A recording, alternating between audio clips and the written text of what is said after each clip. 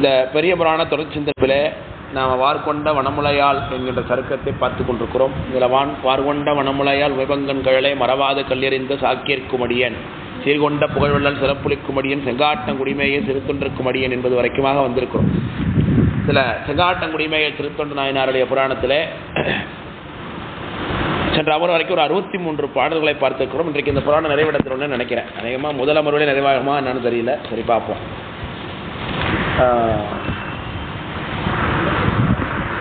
நாயனாரிடத்து அன்பர்கள் அளவில்லாமல் வந்து மாகேஸ்வர பூஜை ஏற்றுக்கொள்கிறார்கள். அடியவர்களுக்கு தூய பால் இன்னமுது இப்படியாக பலவிதமான மாகேஸ்வர பூஜையை நாயனார் தொடர்ந்து செய்து கொண்டிருக்கிறார். அப்படி செய்யும் பொழுது அவருடைய மெய்த்தன்மை அன்பு நுகர்ந்து அருள்வதற்கு சித்தமகள் வைரவராய் திருமலை நின்று அணுகின்றார் என்று இறைவனே அடியவர் கோலத்தில் ஒரு பைரவ அடியவர் கோலத்தில் திருச்செங்காட்டங்குடி என்கிற கஷேத்திரத்துக்கு எழுந்தருளி அங்கு நாயனாருடைய வீட்டிற்கு சுவாமி எழுந்தளிக்கின்றார் என்பதை பார்த்தோம். சென்ற அமர்களில் பார்த்தோம்.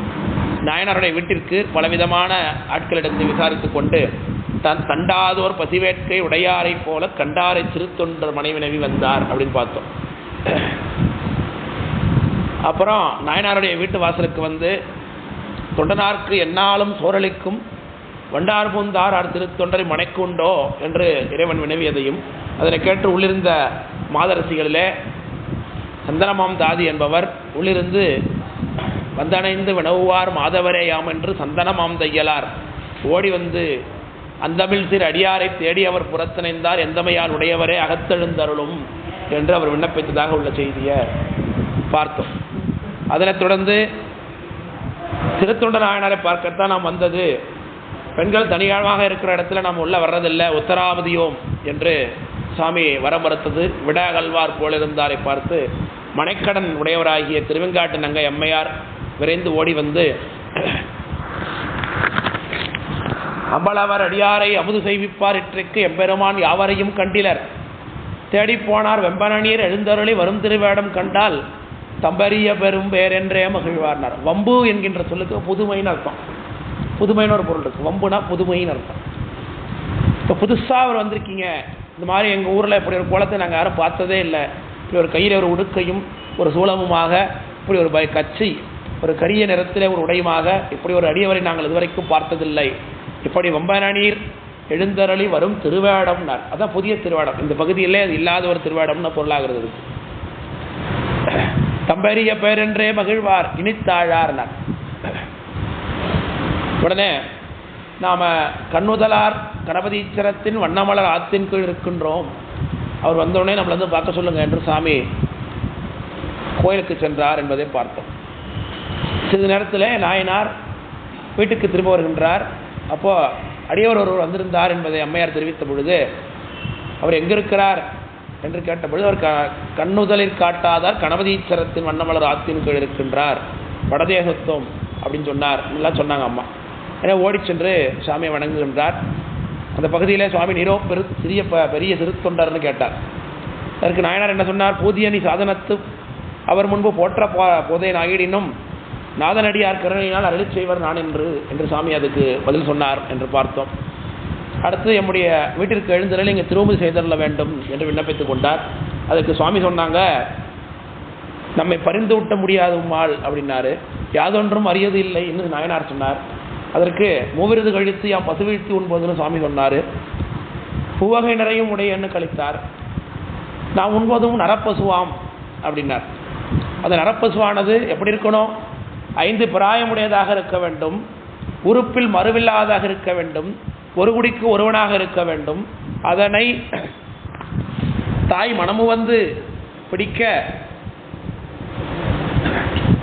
யாதும் அறியது இல்லை இனி ஈண்ட அருள் செய்யும் என நாதன் தானும் ஒரு குடிக்கு நல்ல திருவன் ஒரு மகனை தாதையறிய தாய் பிடிக்கும் பொழுதில் தம்மில் உவந்தே மனமு வந்தே ஏதமின்றி அமைத்த கரியாம் இட்டு உண்பது என்பது சாமி சொன்னார்.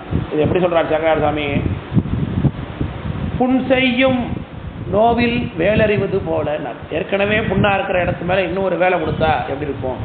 வேலை எரிஞ்சா அப்படி இருக்கும். அப்படி ஒரு அரிய விஷயம் இது. உலகத்தில் யாராலும் முடியாத ஒரு காரியம். பசுவை இழுத்தி சாப்பாடு போடுறதே நடக்காத காரியம். அதற்கு மேலே நரப்பசு மனிதனுடைய உயிரை கொன்று அந்த உயிரை மனிதருக்கு சாப்பிட்றதுக்கு கானிபலிசம்னு பேர். கானிபலிசம்னு பேர் இதுக்கு ஆங்கிலத்தில். தன்னுடைய இனத்தினுடைய மாமிசத்தையே தானே சாப்பிடக்கூடிய இது மேக்ஸிமம் பார்த்தீங்கன்னா எந்த ஒரு விலங்குகள்கிட்டையும் பொதுவாக பார்க்க முடியாது இந்த நிலையை. பாம்புகள் தன் குட்டியே சாப்பிடும். முட்டையிலேருந்து வெளில வந்துட்டே பாம்புகள் தன் குட்டியை சாப்பிடும்.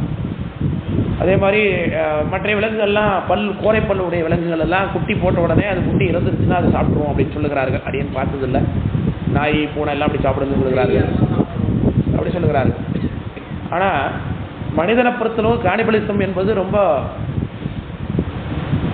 காட்டுப்பகுதிகளில் வசிக்கக்கூடிய நாகரிகத்திலே முன்னேறாத மக்களிடத்தில் தான் இருக்கக்கூடிய ஒரு செய்தி. அதுவும் எப்படி இருக்குன்னாக்க தன்னுடைய எதிரியினுடைய மாம்சத்தை சாப்பிடுவதன் மூலமாக அவனை வெற்றி கொண்டதாக நினைக்கக்கூடிய ஒரு வழக்கம். அது காட்டில் இருக்கக்கூடிய மனிதர்கள்ட்ட தான் இருக்குது. நரர்பயில் தேயம் தன்னில் நான்மறை பயிலா நாட்டில் அது மாதிரி உள்ள விஷயத்தில் தான் இருக்குது. அதனால் இது நாகரிகம் தழைத்துவங்கி இருக்கக்கூடிய தமிழகத்தில் இப்படி ஒரு செய்தி என்பது மிகவும் ஆச்சரியமான விஷயம். அதுலேயும் இங்கே ஆனால் இருக்கிறாங்க பெய் மகளிர் என்று இருக்கிறாங்க, அதை கணக்கிழமையாராம் பாடுறாங்க. ஆனாலும் இப்படி ஒரு வீட்டுக்குள்ளே மனைக்கடனாக வாழக்கூடிய மனையறம் புரியக்கூடிய வீட்டில் வந்து ஒரு மனித மாம்சத்தை ஒருத்தர் கேட்குறார் என்றால் அது உள்ளபடியே அரிய விஷயம். அது இது எப்படி செய்ய முடியும் என்பது உலகமே ஆச்சரியம் பார்க்குறது. அதுவும் எப்படி அந்த கறி இருக்கணும், அது ஒரு குடிக்கு ஒரு புதல்வனாக இருக்கணும், 5 பிராயமாக இருக்க வேண்டும், அதோடு கூட அந்த பிள்ளையை வேறு யார்ட்டேருந்து வாங்கிடக்கூடாது அப்படிங்கிற அளவுக்கு ரொம்ப தெளிவான நிபந்தனைகளை சுவாமி விதிக்கிறார். அது நிச்சயமாக திருத்தொண்டநாயனாருக்காகவே கொடுக்கப்பட்ட நிபந்தனை என்பதாகவே அது புரிகிறது. ஏன்னா பிள்ளையை கூட வேறு யார்ட்டேருந்து வாங்கி போடலான்னா கூட, சாப்பாடு போடலான்னா கூட இவர் கொடுக்குற நிபந்தனை என்ன, அந்த பிள்ளையை யார் பெற்றாங்களோ அவங்க தான் வெட்டி கொடுக்கணும். அப்படி இருந்தால் தான் நாம் அதை ஏற்றுக்கொள்வோம். அதுவும் அந்த பிள்ளை உயிர் போகிறதே, அந்த பிள்ளை இனி நம்மோடு இருக்காதே, அந்த பிள்ளையை நாம் இனி எப்பொழுது பார்க்க போகிறோம், இப்படி கஷ்டப்பட்டு பெற்றோமே, வரமாங்கி தவம் இருந்தெல்லாம் பெற்றோமே, இந்த ஒரு பிள்ளை பிறந்தா போது இதை நினைத்து கொண்டே வாழ்ந்து விடலாம் என்றெல்லாம் நினைத்தோமே, இப்படியெல்லாம் நாம் எதிர்பார்த்து வாழ்ந்து பெற்ற அந்த பிள்ளை நம்மை விட்டு போகிறதே என்கின்ற எண்ணம் ஒரு துளி கூட அவர்கள் மனதிலே இருக்கக்கூடாது அப்படிங்கிறார். இது யாரால முடியும்? இதுதான் இருக்கிறதுல ரொம்ப கடினமான விஷயம். இல்லையா, கொடுத்துடலான்னா கூட இது ரொம்ப யாரால முடியாத ஒரு காரியமாக இருக்கிறது. இந்த சாமி பக்தியினாலே அப்படி இருக்குன்னா இவர்கள் அதனால தான் வலிய பாசம் சென்றார்னார். வேற என்னத்தை சொல்ல முடியும்? இந்த இவங்களுடைய மனநிலையை எப்படித்தான் எக்ஸ்பிளைன் பண்ணுறதுங்கிறதே தெரியல. அதனால உலகை வென்ற தாதையார் வலிய பாசம் சென்றார் இப்படிலாம் சொல்கிறார் ஜெகநாதன். வேற என்ன சொல்ல முடியும்? பாசத்தை சென்றார்னார். வலிய பாசம்னா உலகத்தில் பலவித பாசம் இருக்குது. ஆசிரியர் மேலே பாசம் வைப்போம், மாணவர்கள் மீது பாசம் வைக்கிறோம், பக்கத்து வீட்டுக்காரங்க மேலே பாசம் வைப்போம், எழுத்து வீட்டுக்காரங்க மேலே பாசம் வைப்போம், கூட படித்தவங்க மேலே பாசம் வைப்போம். இதெல்லாம் அப்பப்போ விட்டுறலாம், நம்ம பிரச்சனை இல்லை. அப்புறம் நம்ம சொந்தக்காரங்க மேலே பாசம் வச்சுருப்போம். சொந்தக்காரங்கள யார் முக்கியமானவங்களோ அவங்க தான் அதை நம்ம சத்தியாக பார்ப்போம். ஒருத்தவங்க அதில் இவங்களோட இவங்க முக்கியம், இவங்களோட இவங்க முக்கியம், இவங்களோட அவங்க முக்கியம், அதில் மாறிக்கொண்டே இருக்கும். அப்புறம் நம்ம வீட்டில் நம்ம கூட பிறந்தவங்க நம்ம அப்பா அம்மா எப்படிலாம் பாசம் வைப்போம். அதை நம்மளால் யாரும் விட்டு கொடுக்க முடியாது. அம்மாவுக்காக அப்பாவா, அப்பாவுக்காக அம்மாவா, அக்காவுக்காக தம்பியா, தம்பிக்காக அண்ணனா அப்படி சொல்ல முடியாது. ஆனால் எல்லாருடைய பாசத்தையும் யாருக்காக விடுவோம்? பிள்ளை ஒருத்தருக்காக விட்டுருவோம் இல்லையா? அந்த பிள்ளை மீது நாம் வைத்திருக்கக்கூடிய அந்த பாசம் உலகத்தையே நம்மை எதிர்க்க தோணும். அந்த ஒரு பிள்ளைக்காக நான் எதையும் செய்வேன் என்கின்ற அந்த ஒரு பாசமானது அதனால தான் வலிய பாசம் வராங்க. பிள்ளை பாசம் கீழே கொண்டு வந்துடும், எல்லாத்தையும் மறக்க சொல்லி செஞ்சிடும், பக்தியை எடுத்துரும் இல்லையா, கஷ்டப்பட வைக்கும். அதனால தான் சொல்கிறார் அருணகிரிநாத பெருமானார், இளமைந்தர் கடனே முடுகன்னார். இளமைந்தர் கடனே முடுக. எனக்கு வேலைக்கு போக பிடிக்கல, என் உடம்பு ரொம்ப நோயில் துன்பப்படுகிறது, சொந்தி சரிய மயிரே வெளியில நிறை தந்த மசைய முதுகே வளைய அப்படின்னு கஷ்டப்பட்டு நான் வாழ்ந்து கொண்டிருக்கேன். மலமே ஒழுக இப்படி கஷ்டப்படுறேன் நான். ஆனாலும் நான் வேலைக்கு போக வேண்டிய சூழ்நிலை இருக்குது. என் பிள்ளைய காப்பாற்றணுமே, அவன் இன்னும் சின்ன பிள்ளையா இருக்கானே, அவனை ஒரு ஆளாக்க வேணாமா, அதற்கு எனக்கு ஒரு காசு பணம் வேணாமா, எனக்கு வேலைக்கு போக முடியல, எனக்கு ரெஸ்ட்டு தேவைப்படுது, பார்க்குறோமே. இளமைந்தர் கடனே முடுக அதை சொன்னார். பிள்ளை பாசமானது நம்மை அப்படிப்படுத்தும். அந்த பாசத்தை கூட ஒரு துச்சமென மதிக்கிறார் நாயனார். இங்கே அவருடைய பெருமை எடுத்து காட்டுவதற்காக சாமி அப்படி மேலும் மேலும் சொல்லிக்கொண்டே இருக்கிறார். மனமு வந்தே ஏதமின்றி அமைத்துக்கரியாம் விட்டு உண்பது என முடிந்தார்னார். உடனே அரிதன்று, எதுவும் அரிதன்றுன்னு சொல்லிட்டு நாயனார் எங்கேருந்து புறப்பட்டு வந்தார் என்ற செய்தியை பார்த்தோம். அதன் பிறகு அம்மையார் வாசல்லே நிற்கிறாங்க என்பதை பார்த்தோம். வாசல் நிற்கும் போது எப்படி அந்த அரியாரை நாம் உண்பிப்பது என்று அம்மா கேட்டாங்க. அதற்கு அவர் இப்படிப்பட்ட நிபந்தனைகளை விதித்திருக்கிறார், அப்படியா இருந்தாலும் அப்படிப்பட்ட திருமணி பெறுவது எப்படி என்று அம்மையார் கேட்டாங்க. அதுக்கு நாயனார் சொன்னார், நினைவு நிரம்படுத்தியும் கொடுத்தாலும் இப்படிப்பட்ட காரியத்தை யாரும் செய்ய மாட்டாங்க. குழந்தைய நம்ம யார்கிட்டேருந்து வாங்கினா கூட 5 வயது பிள்ளைய, ஆனால் அந்த 5 வயது பிள்ளைய வெட்டி கரியாக்கி போடுறதுக்கு யார் மனம் வருவாங்க? இது யாரால முடியாது. அதனால நீ பயந்த யான் உய்ய நீ பயந்த மகனை அழைப்போம் அப்படின்னார் சாமி. உடனே அதுக்கு அம்மையாரும் சென்று நம்மை உய்ய வருமணியை பள்ளியில் சென்று கொண்டு வாரும். நம்மை உய்யன்னு இவங்க சேர்ந்துக்கிறாங்க பின்னாடி. நம்மை காக்க வருமணியை சென்று பள்ளியினில் கொண்டு வாரும் என்றார் திருகணையார்னார். அதுக்கு பிறகு நாயனார் சென்றார். ஸ்கூலில் பிள்ளை இருந்தார், சீராள தேவநாயனார். அவரை அழைத்து கொண்டு வந்தார். அப்பா என்று ஓடி வந்தார் அவர். இவர் உச்சி மோராது தூக்கி சோழல் இட்டு கொண்டார். அது என்னது? சுவாமிக்குரிய திரவியம், பூசைக்குரிய மாகேஸ்வர பூசைக்குரிய திரவியம். அதனால அந்த பிள்ளையை தன்னுடைய பிள்ளை என்று பார்க்காம தோலில் தூக்கி கொண்டார். வீட்டுக்கு வந்து அம்மையாற்ற கொடுத்தாங்க. அம்மா வாசலேருந்து பிள்ளையை வாங்கிட்டு போய் அழகாக குளிப்பாட்டினாங்க. குஞ்சு திருத்தி மகுந்துரைத்து கொட்டையாரில் நான் துகன் நீட்டி மகஞ்சல் அழிந்து அதற்கு இறங்கி அப்படிலாம் இருந்தார். பள்ளிக்கூடத்துக்கு போனியே அழகாக அப்படி இருக்க வேண்டாமா, காலையில் எப்படி அழகாக அம்மா அவனை கோலம் விட்டு அனுப்பி வச்சேன், அழகாக மைய விட்டேன், அழகாக பொட்டு வச்சேன், அழகாக தண்ணீர் விட்டு விட்டேன், இப்படி களைச்சிட்டு நிற்கிறியே அப்படின்னு பிள்ளையை பார்த்து கொஞ்சம் இதெல்லாம் சரி பண்ணுறாங்க, குளிப்பாட்டுறாங்க, அழகுபடுத்தி அப்புறம் தூக்கி கொண்டு போய் அப்பாட்ட கொடுக்குறாங்க. அப்பாவும் அதை அச்சமெய்தி கரியமதாம் என்னும் அதனால் அரும்புதல்வன் உச்சி மோவார்னார். அது கரியமுது என்பதனால எச்சில்படுத்தக்கூடாது என்பதனால பிள்ளைய இந்த பகுதியில் விரிவாக இந்த பகுதியில் சிந்திச்சிட்டோம் இல்லையா, சென்ற அமரில் சிந்திச்சிருக்கோம் எல்லாத்தையுமே. அதனால உச்சிமாவார் மார்பின் கண் அணைத்தே முத்தம் தாம் முன்னார் பொச்சமெல்லா திருத்தொண்டர் புனிதம் தமக்கு அறியமைக்க மெச்சுமணத்தால் அடுக்கலையின் மேவார். வீட்டுக்கு அடுப்பங்கரையில் பக்கத்தில் அங்கே கொல்லை பக்கத்துலேயே புழக்கடையில் இப்போ நான் வெஜிடேரியன் சமைக்கிறாங்க வீடு பார்த்தீங்கன்னாக்கா அதுக்குன்னு ஒரு பகுதி வச்சுருப்பாங்க. அந்த மீன் அலசுறதுக்கு கறி அலசுறதுக்கு ஒரு பகுதி, தண்ணி நிறையா வாட்டமாக இருக்கிற பகுதி கழுவி விடுறதா வச்சுருப்பாங்க. அந்த மாதிரி பகுதி கூட போகாமல் உலகறியார் என்று வேறொரு இடத்துக்கு போனாங்க என்று பார்க்கிறோம். அப்போ எப்படி இந்த பிள்ளைய அவர்கள் கறி சமைத்தலுக்கு அந்த உயிரை நீக்கிறார்கள் என்று பார்க்குறோம். கோழி சமைச்சாலும் ஆடு சமைத்தாலும் வேறு எந்த உயிரினத்தை சமைச்சாலும் அந்த உடலிலிருந்து உயிரை முதல்ல வெளியேற்ற வேண்டும். அது வெளியேற்றினதுக்கு பிறகு தான் அந்த உடலை பக்குவப்படுத்த வேண்டும். அதனால முதல்ல அந்த உயிரை எடுக்கிறதற்காக கொள்ளுகிறார்கள். கிணியா மழலை கிண்கி நீக்கால் இரண்டும் அடியின் புடையிடுக்கி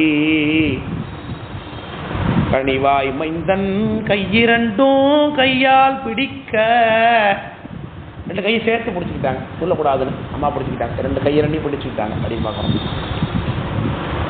காதலனும் நனி நீடு உவகை உருகின்றார். அந்த பிள்ளை என்ன நினைத்துக் கொள்கிறார்? நம்ம என்னுடைய விளையாட்டை பார்த்து நம்ம அம்மா அப்பாவும் நம்மளை பார்த்து மகிழ்கின்றார்கள் என்று நினைக்கிறார். என்று மகிழ்ந்து நகை செய்ய தனி மாமகனை, என்ன தனி மகன், அவர் போற ஒரு புள்ள உலகத்திலேயே கிடையாது. தாய் தந்தையருக்காக உயிரை விட்ட உலகத்தில் யார் இருக்கான்? அவனும் கிடையாது. நம்ம வாழ்றதுக்கு வேணா அப்பா அம்மா உயிரை எடுப்போம், அதை உலகத்தில் வழக்கம் தவிர்த்து அப்பா அம்மா வாழணுங்கிறத யாரும் புள்ள உயிரை விட்ட வேலை கதைக்கு அதை உலகத்தில் உண்டா? பார்க்க முடியல. அது இங்கேத்தான் பார்க்கிறோம். ததையார் கருவி கொண்டு தலை அறிவார் என்று அதோட சென்ற வகுப்போட நிறைவு பண்ணியிருந்தோம். அப்புறம் என்ன பண்ணுறாங்க? உயிர் போயிடுச்சு, பிள்ளை துடித்து அடங்கி விட்டது, குருதியெல்லாம் வெளியேறி விட்டது. தலையை எடுத்து வைக்கணும், இனி தோலை உரிக்கணும், தனித்தனியாக உறுப்புகளை துண்டை போடணும், சதை தனியாக எடுத்து கழித்து வைக்கணும், வறுத்தருக்குரிய கறியை தனியாக எடுத்து வைக்கணும், குழம்புக்குரிய தனியாக எலும்பை தனியாக எடுத்து வைக்கணும். இப்படித்தானே சமைக்கிறாங்க. இப்போ ஆட்டுக்கறி எடுத்து சமைக்கிறாங்கன்னா என்ன பண்ணுவாங்க? நிறையா இருக்கக்கூடிய சதைப்பத்திகளை தனித்தனியாக எடுத்து அது வறுத்தல் தோளில் வேறு ஏதோ ஒரு கிரேவி பண்ணுறதுக்கோ தனியாக எடுத்து வைப்பாங்க. அப்புறம் எலும்புகளெல்லாம் எடுத்து குழம்பு வைக்கிறதுக்கு வைப்பாங்க. கால் இருந்ததுன்னா அதை சுட்டு சூப்பு ஆக்குவாங்க. இப்படி பலவிதமான பண்டங்களிலே பலவிதமான உணவுப் பொருட்களை தயாரிப்பதற்கேற்ப அவர்கள் பக்குவப்படுத்துகிறார்கள். என்னத்த? ஆடையா, மாடையா, கோழியா, இல்லை வேற யாரோ பெத்த பிள்ளையா, தாம் பெத்த பிள்ளைய? இது எப்படி எண்ணி பார்ப்பது என்றே எனக்கு தெரியவில்லை. இன்னைக்கு பேசாமல் வகுப்பட்டு எடுத்து வராமல் இருந்துருவான்னு கூட பார்த்துட்டு இல்லைங்களா? எப்படிவாள் அப்படின்னு சிலக்குது காலை எண்ணி பார்க்கும் பொழுது. பொருவில் பெருமை புத்திரன் எப்பேற்பட்ட புத்திரன், அவர் கீழா ஒரு பிள்ளை வைக்க முடியாதுங்கிறார் சேக்கரார் சாமி. பெருமை புத்திரன் மெய்த்தன்மை அளித்தான்,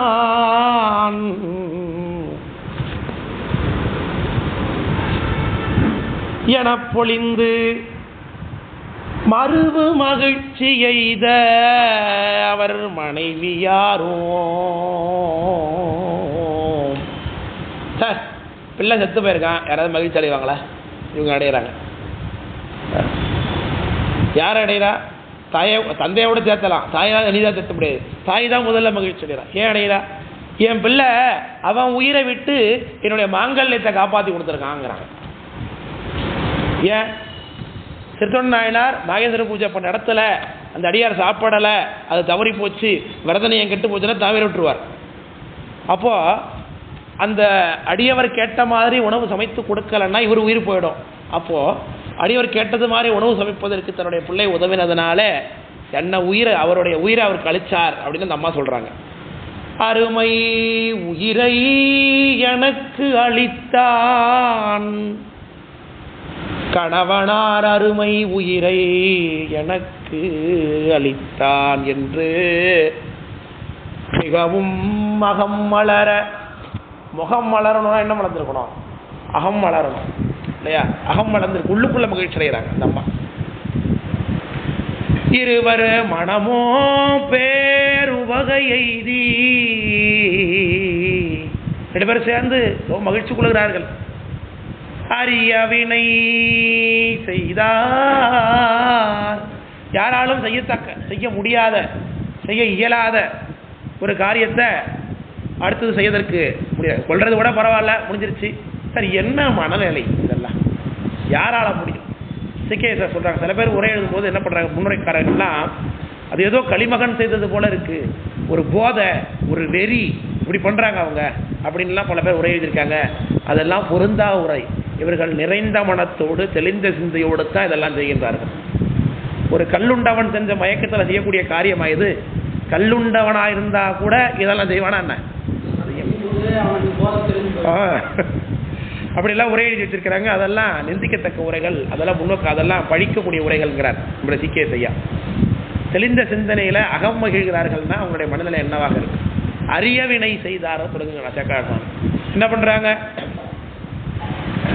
அறுத்ததலையின் இறைச்சி திரு அமுதுக்கு ஆகாது.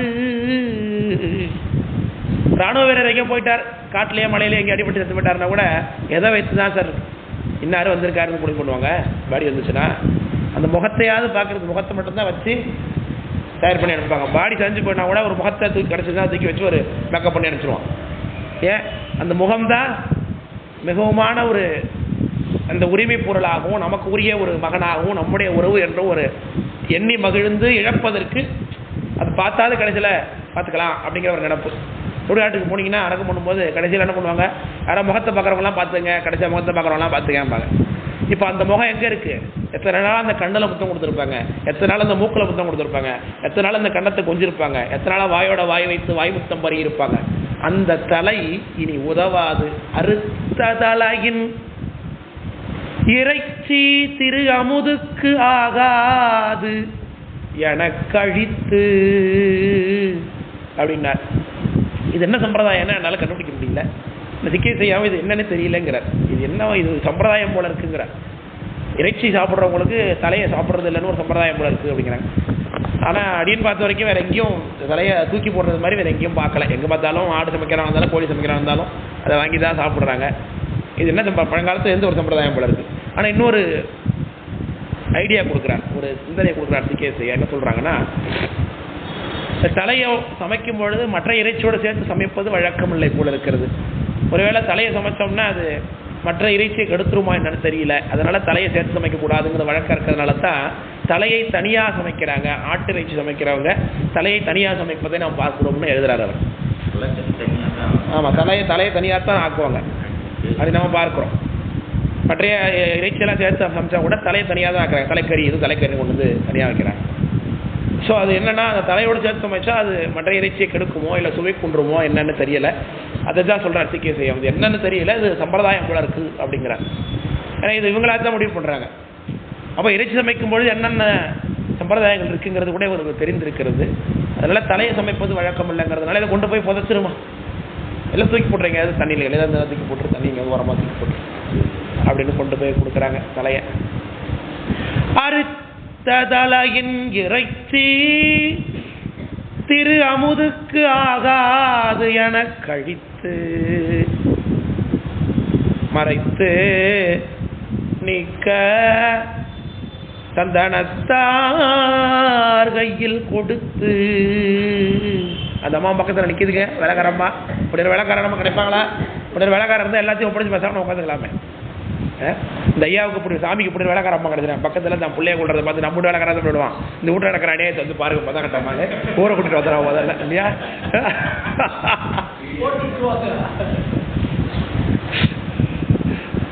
அப்போ பக்கத்தில் நிற்கிறாங்க. தலையை தூக்கி அந்த அம்மா கையில் கொடுத்து இங்கே தூக்கி போட்டு கொண்டு போய் தண்ணியில் நெல் தூக்கி போட்டு தண்ணி நீக்கி போகிற இடத்துல போட்டு எல்லாம் புதைச்சிருமா அப்படிங்கிறாங்க. மறைத்து நீக்க சந்தனத்தார் கையில் கொடுத்து மற்ற உறுப்பு இறைச்சி எல்லாம் கொத்தி அறுத்து எலும்பு மூளை திறந்திட்டு. இப்போ ஃபுட் பிளாக்கர்ஸ்லாம் இருக்கானுங்க பாருங்க. இப்போ இதிலலாம் வரானுங்க. அவனுக்கப்புறம் அந்த நல்லி தோசைன்னு ஒன்று சென்னையிலலாம் கிடைக்கிதுங்கிறான். நல்லி தோசை என்னன்னாக்கா மாட்டிறைச்சியினுடைய கால் எலும்பு இருக்குது பாருங்க. அந்த கால் எலும்பு உள்ள அந்த மஜ்ஜை இருக்குது தெரியுதுங்களா? அதுக்கு என்ன சொல்லுவோம் நம்ம? எலும்பு மஜ்ஜைக்கு விடுங்க போன் மேரோவுக்கு. இந்த போன் மேரோவுக்கு தான் எலும்பு மஜ்ஜைன்னு பேர். அதுலேருந்து ரத்த செல்கள் உற்பத்தி ஆகும்னு சொல்கிறாங்க. அதை வந்து தட்டி தோசை மேலே விட்டு அந்த மாவு மேலே விட்டு தோசையில் அப்படி செய்கிறான். அப்படி ஒன்று இருக்குது பக்கம் டிவிலாம் பார்க்குறேன் அந்த மாதிரி இருக்குன்னு. அப்படி உள்ளே இருக்கிற எலும்பை திறந்து எலும்பை உடச்சி உள்ளே இருக்கிற மேரோவை எடுக்கிறாங்கங்கிறாங்க. அதை தனியாக சமைக்கிறதா. அப்புறம் கையை எடுக்கிறாங்க. முதல்ல தோலை உரிச்சாங்க. தோலை உரிச்சு எடுத்துட்டு அப்புறம் கையெல்லாம் தனித்தனியாக கை தனியாக கால் தனியாக எடுத்து போட்டு அதை உள்ள வயிற்று இருக்கக்கூடிய குடல் எல்லாத்தையும் தூக்கி எடுத்து கழிக்க வேண்டியதெல்லாம் கழிச்சு எடுத்துட்டு தனித்தனியாக தயார் பண்ணுறாங்க. இதெல்லாம் சொல்கிறாரு சேகராசன். இதெல்லாம் நடந்திருக்காதா? நடந்து தான் இருக்கும். குடல் கறி நமக்கு சிந்திக்கிறதுக்கே நமக்கு கடுப்பாக பயமாக இருக்குது. அப்போ செஞ்சுருக்கிறாங்களே. அப்போது குடலை தனியாக எடுத்து கறி தனியாக போட்டு வச்சுருக்கிறாங்க. ஈரல் மாங்காய் அதை எல்லாத்தையும் எடுத்து வச்சுருக்கிறாங்க. இதயத்தெல்லாம் எடுத்து தனியாக வச்சுருக்கிறாங்க இல்லையா? விழா எலும்புகள்லாம் தனித்தனியாக எடுத்து சரி பண்ணி வச்சுருக்கிறாங்க. அப்புறம் ஒவ்வொன்றுத்தையும் இதெல்லாம் தனித்தனியாக பாகம் பண்ணிட்டு அப்புறம் சிறு சிறு துண்டுகளாக குழம்புக்கு ஏற்ற மாதிரி சின்ன சின்ன பீஸஸாக போடுங்கிறாங்க இல்லையா? கடைக்கு போய் கேட்கும்போது பிரியாணிக்கா குழம்பு காணி கேட்பாங்க. கடைக்காரிக்கு போகும்போது பார்த்துருக்கீங்களா? கடையில் போய் நீங்கள் இறைச்சி வாங்க போகும்போது என்ன கேட்பாங்க? பிரியாணிக்கா குழம்பு காணி கேட்பாங்க. அதுக்கு நான் துண்டு துண்டாக போடணும். அது சொல்லுகிறார் சாமி.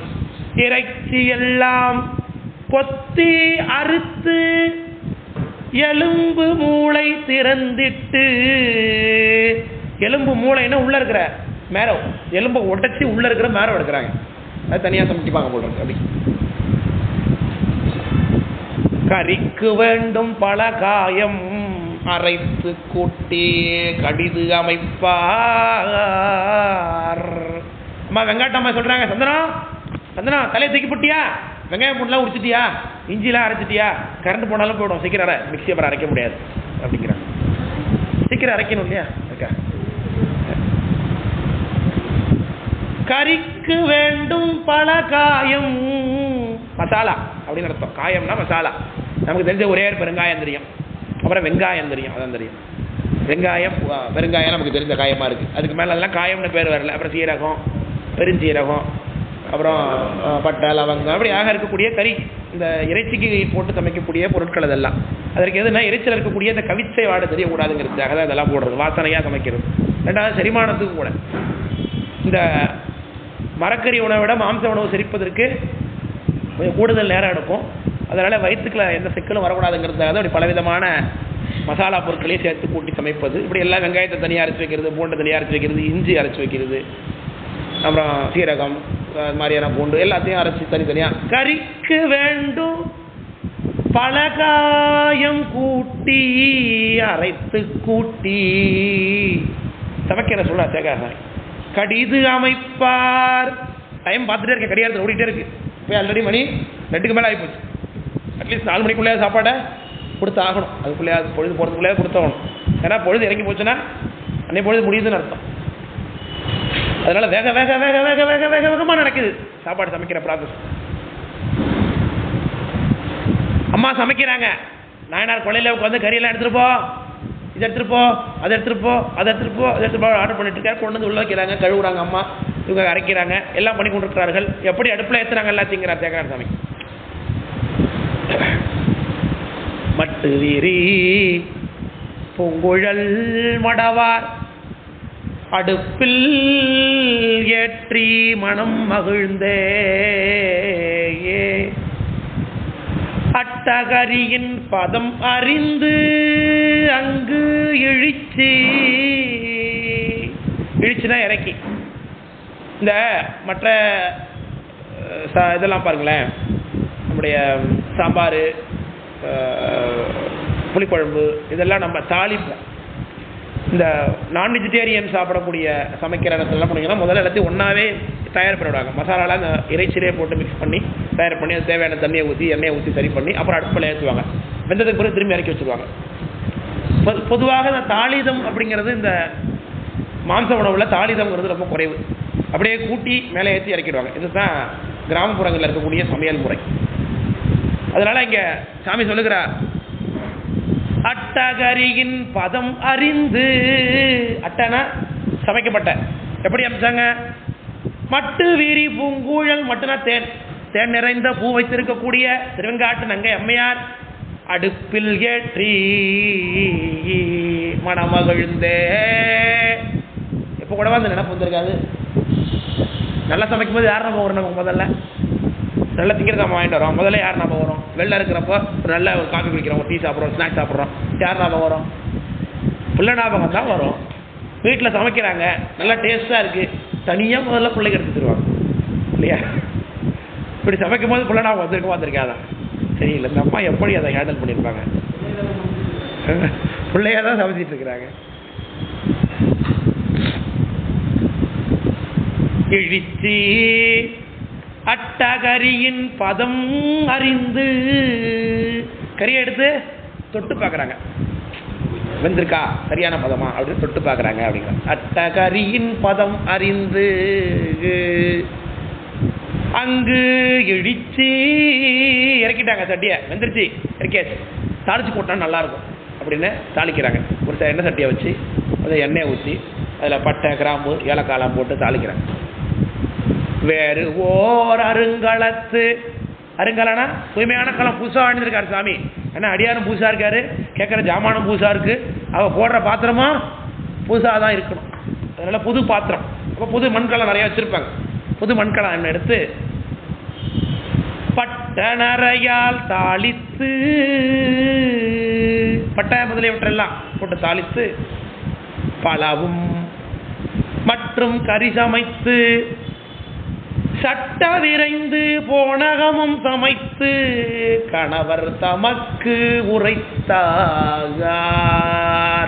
நாயனார் என்ன பண்ணிட்டு சமைச்சிட்டு இருக்கும் போதே கொலையில் அங்கே நச்சம் அங்கே இருக்கிற எல்லாம் ஊற்றி சரி பண்ணி கழுவி கவுச்சரிக்காத அளவுக்கு தயார் பண்ணி அதெல்லாம் பண்ணி சுத்தம் பண்ணிட்டு இருக்காரு. அவங்க பிள்ளைங்க சமையல் தயாராகிடுச்சு. வேக வேகமாக கறியெல்லாம் ஆக்கிட்டு 2 அடுப்பு தான் இருக்குது வீட்டில். அப்படி தானே மேக்ஸிமம் இருக்கும். இந்த பக்கம் ஒரு அடுப்பு, இந்த பக்கம் ஒரு அடுப்பு, எல்லாம் தயாராகிட்டு இருக்கு. கறி குழம்புலாம் ஆக்கியாச்சு, வறுத்தாச்சு, பொரிச்சாச்சு, தனியாக குடல் கறி போட்டி பண்ணியாச்சு, அப்புறம் ஈரல் தனியாக பண்ணியாச்சு, அப்புறம் எலும்பு குழம்பு தனியாக பண்ணியாச்சு, கறியெல்லாம் தனியாக பண்ணியிருக்கிறாங்க. எல்லாமே பண்ணி எடுத்து வச்சாச்சு. கடைசியில் தான் சாதம். இதுதான் சைவ சமயத்திலே மரபு. இப்போ கூட அந்த மரபை காட்டுற பிறகு சேர்க்கிறார். கரைக்கிழமை வீட்டுக்கு அடியார் வந்தார். கரியமுது அங்கு உதவாதே திருவமுது கை கூட. ஆனால் இங்கே கடைசியில் சாதம். கடைசியில் அந்த இடத்துல அந்த இடத்துல சொன்னது வேறு, இந்த இடத்துல சொன்னது வேறு. கடைசியில் சாதம் வைக்கிற அந்த இடத்துல. ஏன்னா இங்கே என்ன ப்ரிஸ்கிரிப்ஷன்னா சீக்கிரமாக கறியை தயார் பண்ணணும். கேட்டது சாதமாக கறியா? கறி. அதனால சீக்கிரமாக கறியை தயார் பண்ணிட்டு இப்போ சேர்த்து சாப்பிட்றதுக்கு மெயின் டிஷ்னு ஒன்று இருக்கணும். என்ன தான் கறிகறியில் வச்சுக்கிட்டாலும் கூட என்னத்தை சேர்த்து கொடுங்க, சாதத்தில் போட்டு பசஞ்சு தான் சாப்பிடணும். சாம்பாராக இருந்தாலும், புளி குழம்பா இருந்தாலும், ரசமாக இருந்தாலும், தயிராக இருந்தாலும், மோராக இருந்தாலும் சாதத்தில் போட்டு தான் நம்ம சாப்பிடுங்கிறதுக்காக வேக வேகமாக சாதம் அடிக்கிறாங்க அம்மா. சட்ட விரைந்து போனகமும் சமைத்து கணவர் தமக்கு உரைத்தார். சாமி சாப்பாடு தான் தயாராச்சு, சீக்கிரம் போய் அவரை கூட்டுவாங்க அப்படிங்கிறாங்க அம்மா. உடையநாதர் தமுது செய்ய உரைத்தபடியே அமைத்த அதற்கு அடையும் இன்பம் முன்னாயிலும் ஆர்வம் பெருகி. நாயனார் நினைச்சு பார்க்கிறாரு, அப்பா இந்தானாம் திருவெங்காட்டு நங்கை நங்கை இந்த மாதிரி ஒரு ஆள் எனக்கு கிடையவே கிடையாது. அவர் என்ன சொன்னாலும் அதை அப்படியே செஞ்சு வச்சிருக்கம்மா நீ. அவர் கேட்டப்போ கூட நான் மனசில் நினைச்சது நடக்குமோ நடக்காதான்னு. உன்னால இது நடந்து போச்சு என்று முன்னாடி இருந்த மகிழ்ச்சியை விட இன்னும் அதிகமான மகிழ்ச்சியை நாயனார் அடைகின்றார். அடையும் இன்பம் முன்னையிலும் ஆர்வம் பெருகி களி கூற. ஆக்சுவலா நாம தான் நம்மகிட்ட கூட பிள்ளை பாசத்தினால அவங்க மேல இதெல்லாம் அப்படி பண்ணிருப்பாங்களா அப்படிலாம் பண்ணிருப்பாங்களா அப்படிலாம் நினைச்சு நினைச்சு பாக்குறமே தவிர்த்து அவங்களுக்கு அது ஒரு பொருட்டவில இல்லை, அதை பற்றியும் கவலையே இல்லை. சீராளதேவர் இல்லைங்கிறதோ அந்த பிள்ளை ஏதாடி பண்ணியிருக்கோம் அப்படி கொடுமையான காரியத்தை பண்ணியிருக்கோம் எந்த சிந்தனையுமே அவங்களுக்கு கிடையாது. அவங்களுக்கு ஒன்றே ஒன்று என்னது தான், அடியார் வந்து சாப்பிடணும், அடியார் வந்து சாப்பிடணும், சாமி வந்து சாப்பிடணும் இல்லை அடியார் வந்து சாப்பிடணும்னு தான். அதுதான் தேடியே இருக்கு. அதுதான் என்ன சார் அடியாருக்கு உயர் ரொம்ப அப்படி என்ன சார் அடியார் அவங்க பண்ணிவிடுவாங்க. அவங்க தான் சாமியோட திருவடியே வாங்கி தருவாங்க. அந்த புராணம் சாமியோட நேராக போக முடியாது, அவருடைய அடியார்கள் தான் அவருடைய திருவடியை நமக்கு எளிதாகப்பட்டு தருவார்கள் தான் புராண திருவடி. இந்த திருவடியை வாங்குறதுக்கு தானே இத்தனை பிரயத்தனம், அதுக்கு தான் அவ்வளோ முயற்சி பண்ணுறாங்க.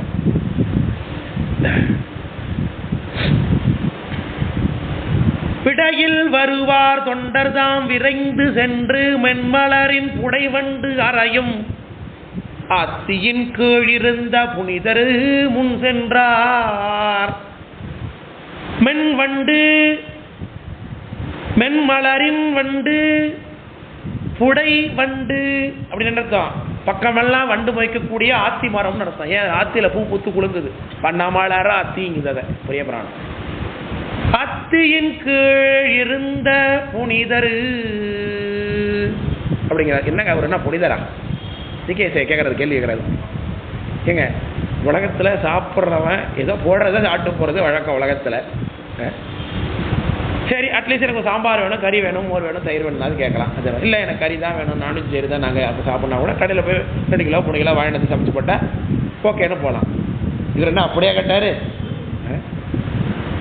காட்டுவாசிக்கு கூட இப்படிப்பட்ட சிந்தனை இருக்குமான்னு தெரியாது.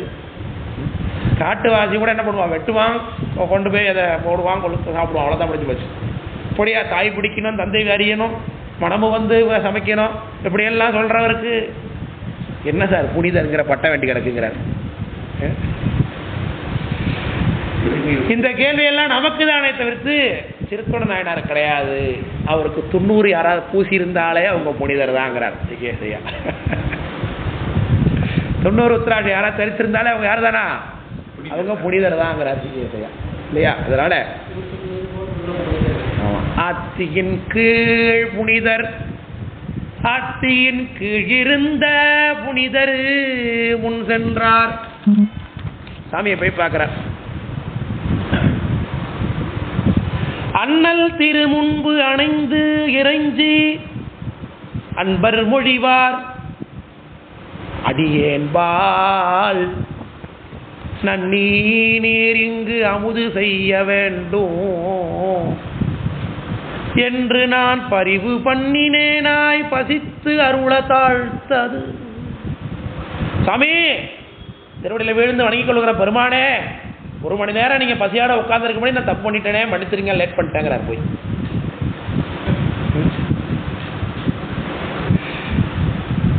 நீங்க காத்திருந்தீங்களே, அது என்ன தெரியுமா? என் மீது நீங்க வைத்த பரிவு, அதனாலதான் நீங்க காத்திருக்கீங்கிறார். சாமிகிட்ட போய் பசியோட நீங்க உட்கார்ந்து இருக்கிறது என் மீது நீங்க வைத்திருந்த கருணை. அடியேன்பால் நன்னி, என்ன தேடி வந்தீங்க, அப்ப உங்களை பசியோட உட்கார வச்சிருக்கலாமா? அது குற்றம் இல்லையா எனக்கு? நீர் இங்கு அமுது செய்ய வேண்டும், இன்று நான் பரிவு பண்ணினேனாய் பசித்து அருள தாழ்த்தது எனினோ. நம்ம லேட் பண்ணிட்ட சுவாமி, இருந்தாலும் கூட பணி சமைத்தேன், நீங்க இட்ட பணி, நீங்க இப்படித்தான் உணவு வேண்டும் அப்படி சொன்னதுனால எப்படி கொஞ்சம் தாமதமாகி போச்சு. அதனால பணி சமைத்தேன், எண்ணம் வாய்ப்ப எழுந்து அருள வேண்டும் என்றங்கு எடுத்து உரைப்பார். இப்படியாக விண்ணப்பம் பண்ணுகின்றார் சாமிகிட்ட. அண்ணல் திருமுன்பு அணைந்து இறைஞ்சி அவர்கிட்ட போய் விண்ணப்பம் பண்ணார். அண்ணலுங்கிறது சாமியை குடிக்குது.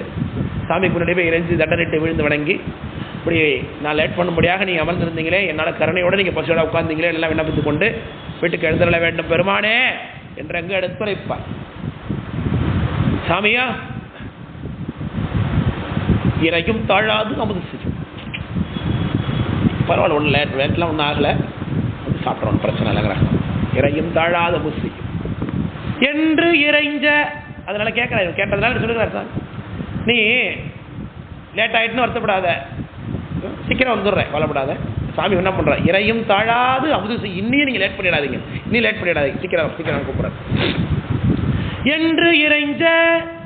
கரையும் கண்டத்தினில் மறைத்து கண்ணும் முதலில் காட்டாதார். குருவடிவம்னு அர்த்தம். நேற்று ஒரு குருவடிவம் பார்த்தோம் இல்லையா, திருவிளையாடல் புராணம் பார்த்தோமா? திருவிளையாடல் புராணம் நிறைவில் அந்த மீனவனுக்காக சாமி மீனவனாக குருவடிவமாக வந்தார்னு பார்த்தோம். அங்கேயும் என்போல் வந்தான்னா, அதே போல இங்கே கண்ணுதலில் காட்டாதார்னா அந்த இடத்துல கண்ணுதலும் கண்ட கரையும் கரந்தருளி மண்ணிடை மாக்கள் உய்ந்தருள அப்படின்னு 20 வருகிறது. அதுபோல் இங்கேயும் ஒரு கண்ணுதலும் கண்ட கரையும் காமிக்காத குருமேனியாக வருகிறது. அதனால கரையும் கண்டத்தினில் அதெல்லாம் குருலிங்க சங்கமமாகவே இருக்கிறார் அத்திராவதி. அந்த வடிவமே பாருங்க. அதனால் குருலிங்க சங்கமமாக திருகாழியில் சாமி 3 அடுக்கில் இருப்பார்.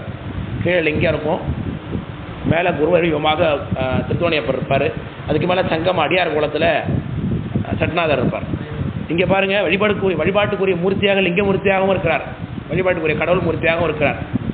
அதே சமயத்தில் திருத்தொண்டாயனரை குருவாக வழிபட்டிருக்கிறார், அதே சமயத்தில் அடியார் குளத்தில் வந்திருக்கிறார்.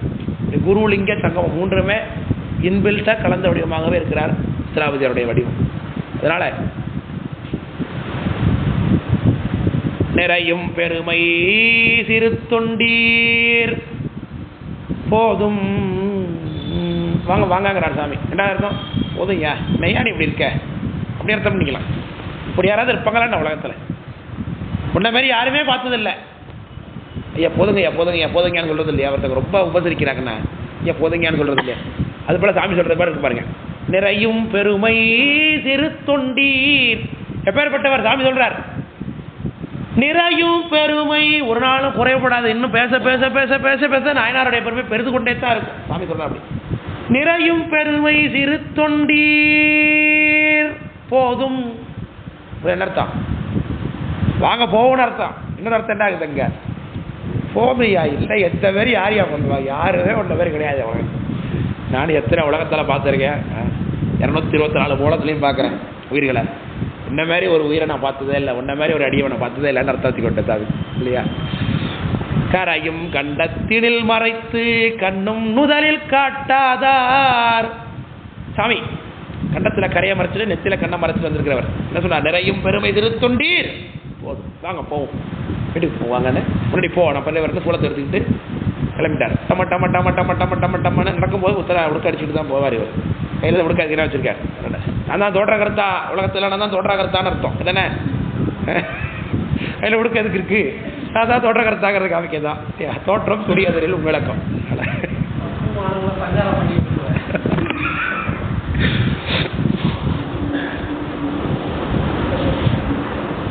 போதும் அப்படி சொன்னோடனே நாயனார் எப்படி மகிழ்ந்தாரா? ஒருத்தன் தரித்திரமா பரம தரித்திரம், ஒருத்தன் சாப்பாடு சாப்பிட்டு 10 நாள் ஆகுது, அவனுக்கு நல்ல ட்ரெஸ்ஸே அவன்கிட்ட கிடையாது. அவன்கிட்ட ஒரு 1 லட்ச ரூபா கட்டத்தி கொடுத்தார். எப்படி இருக்கும் அவனுக்கு? அப்படி இருக்கான். அதை கூட விட்டுருங்க. பொண்ணுக்கு இன்னைக்கு கல்யாணம் பண்ணி அவன் நாளைக்கு தாலி கட்டணும். இன்னைக்கு ஒரு பவுன் நகை போட வேண்டியதாக இருக்குது. அது மட்டும் பாக்கி இருக்குன்னு வச்சுக்கோ. அந்த ஒரு பவுன் காசே இல்லை, 1 ரூபா கையில் இல்லை. இந்த 1 லட்ச ரூபா கையில் வச்சுக்கோ. இந்த வேலை படிக்க யாரும் கொடுத்தா அப்படி இருக்கும். அப்போ அவனுக்கு என்ன மகிழ்ச்சியாக ஏற்படும்? அப்படிப்பட்ட மகிழ்ச்சியை இவர் வரேன்னு சொன்னது கிடைக்கிறாருங்கிறார் நாயனார். நிதி 2 குறைவன் ஒருவன் பெற்று வந்தால் போல கொண்டு மனை புகுந்தார். நிதி 2 என்ன நிதி? சங்காநிதி பதுமநிதினார். அந்த 2 நிதி தான். அது 2த்தையும் அவருக்கு வாங்கிட்டு போல நினைச்சாராம். அடியார் வீட்டுக்கு வரான்னு நினைச்சது. இதுதான் மகிழனுங்க. ஒரு அடியார் வீட்டுக்கு வராருன்னு, எங்கள் வீட்டுக்கு யாராவது வரேன்னு சொன்னால் நினைச்சேன் வைப்பேன். ஐயா எத்தனை மணிக்கு வருவீங்க, எப்போ வருவீங்க, அப்படி நான் கேட்டுப்பேன் முன்னாடியே. ஏன்னா அப்போ தான் என்னால் உபசரிக்க முடியும் அப்படின்னு நினைக்கிறேன். ஆனால் எப்போ வந்தாலும் உபசரித்தாதான் அது வழிபாடு அப்படி தான் சொல்லுது புராணம். அடியார் என்ன அர்த்தம்? அடியாருங்கிறவங்க எப்போ சொல்லாமல் வரவங்க தான், சொல்லிட்டு வரவங்க சொந்தக்காரவங்க தான். சொல்லிட்டு வரவங்க சொந்தக்காரவங்க தான், நம்ம தெரிஞ்சவங்க சொல்லிட்டு வருவாங்க. திடீர்னு வரவங்க தான் அடியார். திடீர்னு வந்து வாசல் நிற்பாங்க, திடீர்னு ஒருத்தர் உத்ராட்சம் போட்டு வந்துருப்பாங்க, திடீர்னு ஒருத்தர் தண்ணீர் பூச்சி வந்திருப்பாங்க. யாரோ ஒருத்தர் பார்க்கும்போது அவங்கள அடியாரை தான் பார்க்கணும், அவங்கள சாமியார் தான் பார்க்கணும். அப்படி இருக்கு. மனை புகுந்தார் கொண்டு வந்து மனை புகுந்து குழாவு பாதம் இலக்கிய மண்டு காதலின் ஆதனத்து இடையிருத்தி. இது அங்கே இருக்கு. எங்க இளையான்குடி மாறினார் புராணத்தை இருக்கு. மாகேந்திர பூஜை எப்படி பண்ணணுங்கிறது அந்த கொண்டு வந்து மனை புகுந்தார் இங்கே இருக்கு பாருங்க. வந்து மட்டும் இல்லை, கொண்டு மனை புகுந்து மட்டும் இருக்கு. இதில் வந்து புகுந்து திருமணையில் மனைவியார்தாம் மாதவரை முந்த எதிர் சென்று அடிவணங்கி. வேகமாக அம்மா ஓடி போய் முந்தா நல்லா இறுக்கி கட்டிக்கிட்டு துணியெல்லாம் நல்லா இறுக்கி பிடிச்சிக்கிறாங்க. ஏன்னா ஆச்சாரியனுக்கு முன்னாடி என்ன பண்ணக்கூடாது, துணிமணியெல்லாம் பறக்க விட்டு நிற்கக்கூடாது, துணிமணிலாம் இறுக்கி பிடிச்சிக்கலாம். ஆச்சாரியனுக்கு முன்னாடி சாமிக்கு முன்னாடி நிறைய பெண்கள்லாம் பார்த்தீங்கன்னா கோயிலில் தான் நீட்டாக தொங்க விட்டுட்டு போகும்.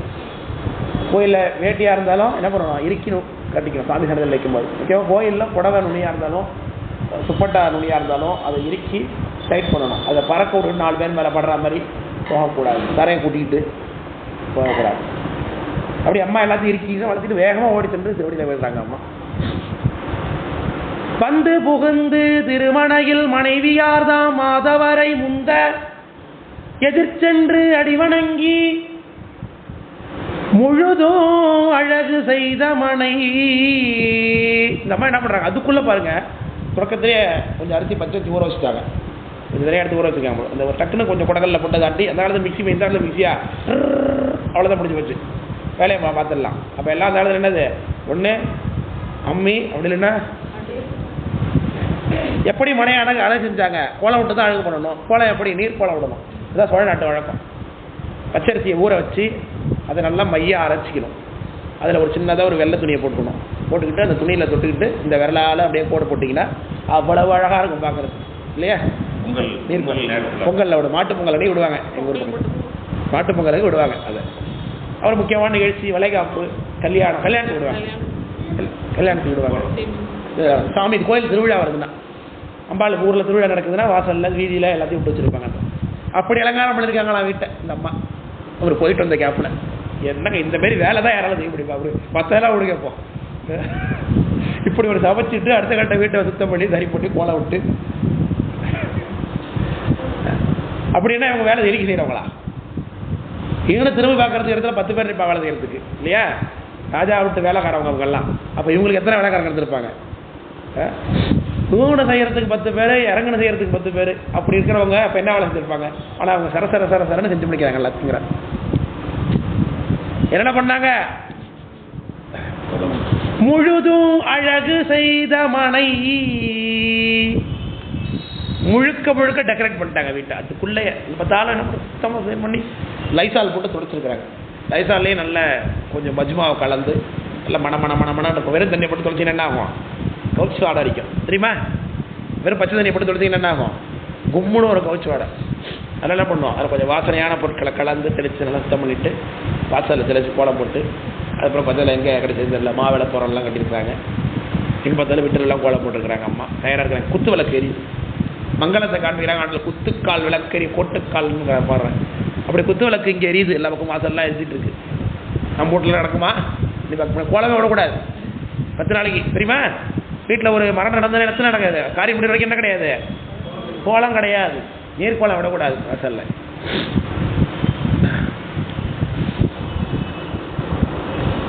முழுதோ அழகு செய்த மனை சந்தமலர் மாலைகள் முத்தின் தாமம் நாற்றி. வீரோல இருக்கிற முத்து மாலையெல்லாம் எடுத்து போட்டிருக்காங்க. சந்தமலர் மாலைகள் முத்தின் தாமம் நாற்றி தவிசு அடுத்த கந்தமலர் ஆசானம் காட்டி. தவிசு அவர் உட்கார்றதுக்கு ஒரு சேர், சித்ராபதி வந்து உட்கார்றதுக்கு ஒரு நல்ல ஒரு சீட் போட்டிருக்காங்க. உட்காந்து சாப்பிட்றதுக்கு அந்த உட்காந்து பூஜை பண்ணணும். அப்புறம் சாப்பிட்றதுக்கு மன தனியாக போட போகிறோம். உட்காந்து முதல்ல அவருக்கு ஃபஸ்ட்டு பால் கொடுக்குறது, தண்ணி கொடுக்குறது, அதான் உபசாரம். அர்க்கியாசமணிய பாத்தியம் கொடுக்குறது. யாராவது வீட்டுக்கு வந்தால் முதல்ல என்ன கொடுப்போம், தண்ணி தான் முதல்ல கொடுக்குறாங்க. அது அர்க்கியாசமணிய பாத்தியங்க. அர்க்கியம்ங்கிறது முடிநீர், ஆசாமணிங்கிறது குடிநீர், பாத்தியங்கிறது கால் போடுற நீர் இல்லையா? இது அர்க்கியம் கொடுக்குறோம். அர்க்கியம், ஆசமனம், பாத்தியம், சுவாகா அப்படிங்கிறாங்க இல்லையா பூசை பண்ணும்போது. அதுதான் அதுக்காக முதல்ல ஒரு ஆசனத்தில் உட்கார வச்சு கொடுக்கும். சாமி எப்படி உட்கார வைக்கிறோம்? ஒரு ஆசனத்தில் உட்கார வைக்கிறோம். ஆவாகனம் பண்ணும்போது சிராசனமோ சடுத்தாசனமோ பஞ்சாசனமோ போட்டு தான் அதில் சாமி ஆவாகனம் பண்ணுறோம் உட்கார வச்சு. அதனால் அவருக்கு ஒரு ஆசனம் வேண்டும். இதே மாதிரி தான் தமணிய பீடம்ங்கிறார். ஞானசம்பந்தர் மதுரைக்கு வரும்பொழுது பக்கத்தில் நாயனார் ஒரு ஜொரம் அடிச்சு கிடக்கிறார். எல்லா பயனோடும் தோத்துட்டான். அருகனே காவாய் அருகனே காவாய் என்ன சொல்லிட்டான். அது புது புது புதுன்னு கலக்குது மேலே, அவ்வளோ ஜொரம் அடிக்குது இருக்கு. ஞானசம்பந்தர் வருகின்றார். பரதமைய கோளரை வந்தான், பாலரா வாயன் வந்தான் சத்தம் கேட்குது வாசல்ல. ஒன்று கொஞ்சம் ஜுரம் விட்டாப்புல இருக்காங்க. அப்பாவே அந்த பேரை கேட்டாரா இல்லையா? தன்னுடைய குருநாதர் இல்லையா? ஆச்சாரியோட நாமத்தை கேட்ட உடனே இந்திரஸ்ரீ நெடுமாற பாண்டிய நாயனருக்கும் ஜுரம் கொஞ்சம் விட்டது போல இருக்கு. இன்பம் பறகுதுங்கிறேன். உடனே பக்கத்தில் ஒரு சேர் எடுக்கலாம், தங்கத்தில் ஒரு சேர் இருக்கலாம், வீட்டில் வச்சு போன அது எடுத்து வாங்குறேன். பொறுத்த விசுன்றாரு. அதை கொண்டு என் தலைமாட்டில் போடு. பக்கத்தில் உட்காந்து கிட்ட பார்க்க முடியும், அவரை எந்திரிக்க வர முடியல இல்லையா? பக்கத்தில் போடுங்கிறார் நாயனார். பக்கத்தில் போட்டு உட்காந்துட்டார் நாயனார். ஞானசந்தர் உட்காந்தோடனே தேவரீர் கழுவு பதியாது முடிக்கிறார் நாயனார். அது வரைக்கும் அவரை பார்க்கறதுக்கே பயப்பட்ட, அவரை பார்க்கறதுக்கு விரும்பாமல் இருந்த நாயனார் ஞானசம்பந்தர் பார்த்தோன்னே இருக்கிறாரு, தேவரீர் கழுவு பதியாது, நீங்கள் எந்த ஊர்லேருந்து வருகிறீங்க அப்படிங்கிறாரு. நான் அமெரிக்காலேருந்து வரேன்னு சொன்னாரா? சீர்காழியிலேருந்து வரேன்னாரு அவர். சீர்காழிக்கு அத்தனை பெருமை இருக்குது. உலகத்தில் உள்ள எந்த தளத்துக்கும் இல்லாத பெருமை சீர்காழிக்கு தான் இருக்குது அப்படின்னு காட்டுக்கிறார். அது போல் தமணியை போயிடும் தவிச்சிடுறாங்க இங்கே உட்காரத்துக்கு, சாமியை உட்கார வைக்கிறதுக்கு. எப்படி இருக்கிறது? தவிசு அடுத்த கந்த மலர் ஆசனம் காட்டி. ஆசனம்னா உட்காரத்துக்கு நினைச்சார். கமல் நீர் கடகம் எடுத்து ஏந்த. இந்த அம்மா தண்ணி எடுத்துக்கிட்டாங்க கையில் பாதம் விளக்குறதுக்காக. உட்கார வச்சு கீழே தட்டு தாம்பழம் வச்சு பாதத்தை விளக்க போறாங்க. தூய நீரால் சிறு தொண்டரு சோதியாத்தம் கழல் விளக்க ஆய புனித புனல் தங்கள் தலைமேலாரத்தளித்து.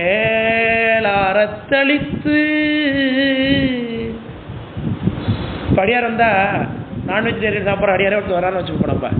நம்ம என்ன பண்ணுவோம், எங்கள் வீட்டில் கொஞ்சம் வெஜிடேரியன் சமைக்கிற பாத்திரம்லாம் இருக்குது, அதனால் அதுக்கு வேறு தட்டி எடுத்துருவான்றான் சமைக்கிறதுக்கு.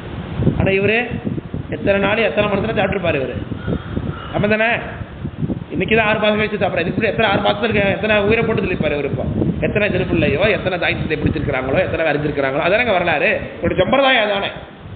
சம்பிரதாயத்தானே சொல்கிறாரு. நான் இப்படி தான் சாப்பிடுவேன்னா எப்போதுமே இப்படி தான் சாப்பிட்ருக்காரு இருக்கும். அப்போது இவர் நம்மளை தான் என்ன பண்ணுவோம், கட்டமா ஊர் உள்ள விட மாட்டோம் இல்லையா? கம்ப கபாலி காணங்கு கடிதோடி காப்பிட வாராயிட்டு பெரியாழ்வார் பயந்துக்கிட்டு ஓடுறாரு. கிருஷ்ணனை பிடிச்சி உள்ளே எடுத்துறா. உள்ள சிவருமா நிற்கிறார். உடையாத்திர பாம்பு கடை பிற பார்த்தவன் பயமா இல்லையா அப்படிங்கிறார். கோலம் தெரியாதுங்கிறார். கம்ப கபாலி காணங்கு கடிதோடி காப்பிட வார வேகமாக ஓடிந்துரு வேகம். அம்மா பூச்சாட்டி நிற்கிறாவா அப்படின்னு சொல்றது இல்லையா? அது மாதிரி பயந்துருவாங்க. இவர் என்ன பண்றாங்க இங்க? அதெல்லாம் எண்ணி பார்க்காம இவருடைய புனித திருப்பாதத்தை விளக்குகின்றார்கள். ஆய புனித புனல் தங்கள் தலைமேலாரத்தளித்து. அவர் கால் கழுவின தண்ணி எடுத்து என்ன பண்றாங்க? சிரசில் புரோக்ஷனை பண்ணிக்கிறாங்க. இதே மாதிரி அப்புதல் படத்துலையும் பார்க்குறாங்க. இங்கே அதே நடக்கும். அப்புறம் இன்பம் மேய இல்லம் வருங்கும் வீசி. இல்லம் எம் வருங்கும் வீசி. இந்த இது பண்ணுறாங்கல்ல புண்ணியாக வாசனமா, பொண்ணெல்லாம் பெரிய பிள்ளையாயிடுச்சு, வீட்டில் ஏதாச்சும் ஒரு முக்கியமான காரியம் நடந்திருக்கு, தீட்டு கழிக்கக்கூடிய காரியங்கள் நடந்தால் என்ன பண்ணுவாங்க? இந்த புண்ணியாக வாசனம்னு பண்ணுவாங்க. கடைசெல்லாம் வச்சு தண்ணி என்ன பண்ணுவாங்க? எங்கே பார்த்தாலும் திரிக்கிறாங்க. எதுக்காக? அப்போ தான் இந்த தீட்டு போகும் அப்படிங்கிறாங்க. அந்த வேலையை இப்போ பார்க்குறாங்க. இவருடைய திருவடி நீரை தெளிக்கிறதுனால தீட்டு கழிக்கல, மனையை இன்னும் புனிதப்படுத்துகிறார்கள். இன்னும் புனிதப்படுத்துகிறார்கள். நாம் எதுக்கு சார் மனையை வீடு இந்த வீடு கது கொஞ்சம் சரியா இல்லை, சரி பண்ணி வச்சா நல்லாயிருக்கும், நம்ம இருக்கும்போதே பண்ணிடணும், நம்ம பிள்ளை நாளைக்கு கஷ்டப்படக்கூடாது அப்படி தானே செஞ்சு வைப்போம். அதானே பண்ணுறாங்க.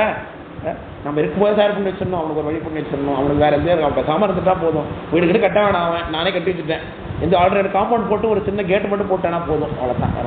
பக்கத்தில் கொஞ்சம் ஒரு இடம் வருது, அதையும் வாங்கி அந்த சின்ன ஒரு கடை மட்டும் கட்டி வச்சிருந்தா அவன் 4 மணி நேரம் வேலைக்கு போகிறானோ இல்லையா அந்த கடையில் உட்காந்து அவன் வழியை பார்த்துப்பான். எத்தனை ஏற்பாடு பிள்ளைக்கு உலகத்தில் பிள்ளை நல்லா இருக்கணுங்கிறதுக்காக. இந்த மனையில் தண்ணி தெரிஞ்சவங்க என்ன புனிதத்தை சாதிக்க போகிறாங்க? ஏன் பிள்ளைக்காகவா? அடியார் திரும்ப வந்து சாப்பிடணுங்கிறத. நாளைக்கும் அடியார் வர போறாரு இந்த வீட்டுக்கு. நாளைக்கு இதே மாதிரி அடியார் வந்தால் நாளைக்கு அதை செய்ய தான் போறாங்க. நாளைக்கே வேற ஏதாவது திரும்ப நடக்க தான் போகுது. இன்றைக்கு இந்த பைரவர் என்ன பண்ணிட போறாரு?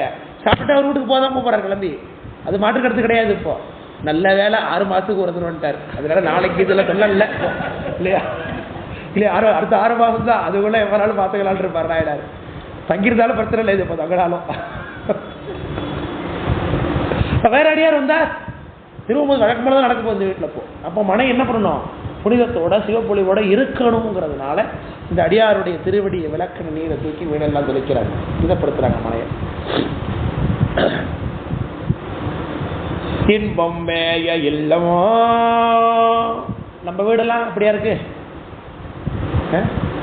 நாயனார் வீடு எப்பேற்பட்ட வீடுங்கிறார் சேகராஜ சாமி அடை கொடுக்குறார். இன்பம் மேய இல்லம். வீட்டுக்கு போடாதான் இன்பமே போகுதுங்கிற மாதிரி பல வீடு இருக்கு வீட்டில் இல்லையா? உள்ள வந்தாச்சு சிறைச்சாலைக்கு. அது மாதிரி எத்தனை வீடுகள் உலகத்தில் உண்டு இல்லையா?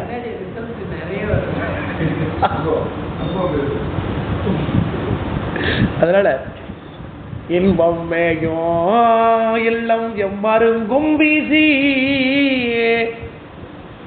விரை மென்மலர் சாந்தம் ஏயும் தூபதீபங்கள் முதல் பூசணை செய்து இறைஞ்சுவார். உட்கார வச்சு முதல்ல பழ வர்க்கங்கள்லாம் நிவேத்திரம் பண்ணுறாரு. ஃபஸ்ட்டு கொஞ்சம் சின்னதாக பால் கொடுத்து ஒரு பழம் கொடுத்து காஃபி சாப்பிட்றோம். காஃபிலாம் அப்போ வழக்கம் இல்லைனா கொஞ்சம் பால், நல்லா பாதாம் பால், பாதாம் பருப்பு, சுக்கு, மிளகு இதெல்லாம் தட்டி போட்டு நல்லா சுண்டை காய்ச்சின பால் கொஞ்சம் வச்சு, கொஞ்சம் பால், கொஞ்சம் வாழைப்பழம், கொஞ்சம் மாதுளம்பழம், கொஞ்சம் திராட்சை, இதெல்லாம் தேங்காய்லாம் உடச்சி வச்சு சாமிக்கு நிவேத்தியம் பண்ணி தூபம் காமிச்சு வழிபாடு பண்ணி அப்புறம் சாமி தேவாரம் சலம்போ ஒடு தூபம் மறந்தறியே பாட்டு பாடியிருப்பாங்க இல்லையா? என்ன பண்ணணும்ல சாமிக்கு முன்னாடி தேவாரம் என்ன பண்ணி திரும்ப கையில் விழுந்து விளங்கி திருநெறி அதிகம் பூசிக்கிறாங்க. ஒரு பூசை சாமி அப்படி பூசை நடக்குது. தூப தீபங்கள் முதல் பூசணை செய்து இறைஞ்சுவார்.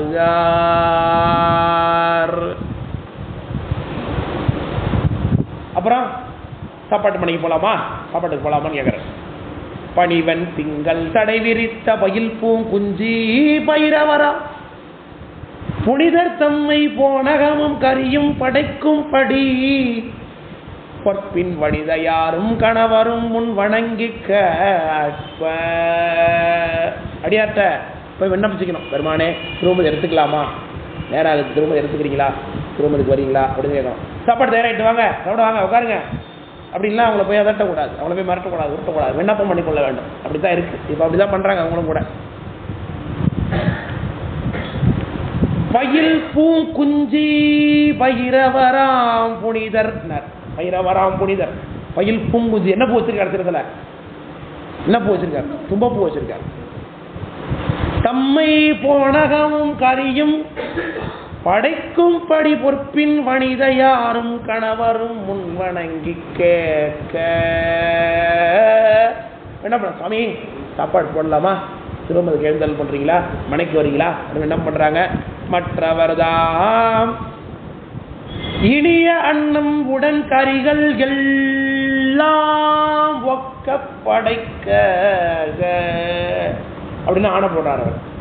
ஓகே, நான் சாப்பிட தயாராக இருக்கோம். நல்லா இலையை போட்டு சாதம்லாம் போட்டு எல்லா கறியும் வைக்கணும் இல்லையா? ஒக்க வைக்க சரியாக எல்லாத்தையும் கரெக்டாக வச்சுக்கணும். அப்படி நல்ல அர்த்தம். எந்த உறுப்பும் விசாரிடக்கூடாது, இங்கே உறுப்பு இருக்கணும். அதனால் எல்லாம் ஒக்கப்படைக்க என என்று சொல்லுகிறார்.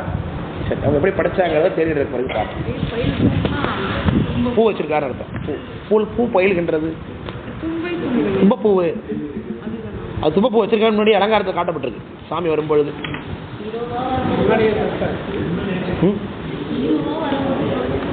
இன்னுவா